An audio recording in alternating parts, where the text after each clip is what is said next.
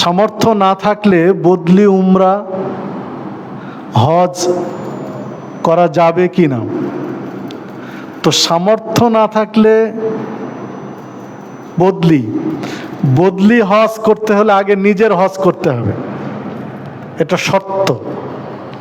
কারো বদলে হজ করার জন্য যে ব্যক্তি বদলি হজ করবেন তার নিজের হজ আগে সম্পূর্ণ হতে হবে। তিনি নিজের হজ না করলে তার দ্বারা বদলি হজ করানো যাবে না। যারা নিজের হজ সম্পাদন করেছেন স্রেফ তারাই বদলি হজ করার সুযোগ রাখেন। এই মর্মে মূল হাদিস সুব্রামা রাদিয়াল্লাহু আনহুর।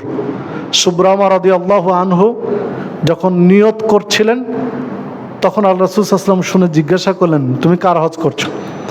বললেন, আমি উমুকের বদলে হজ করছি। তো জিজ্ঞাসা করলেন, তুমি কি তোমার নিজের হজ করেছো? আগে নিজের হজ করো, তারপরে মানুষ বদলি হজ করো, ওটাই মূল দলিল। তো বদলি হজ করতে হলে আগে নিজের হজ থাকতে হবে। নিজের হজ করা না হলে বদলি হজ করা তার দ্বারা চলবে না, বরং যারা নিজের হজ করেছেন তারাই বদলি হজ করবেন। তো জাযাকাল্লাহ খায়ের। আমরা চেষ্টা করব কোরআন এবং সুন্নাহ অনুযায়ী সব আমলগুলো সাজানোর জন্য।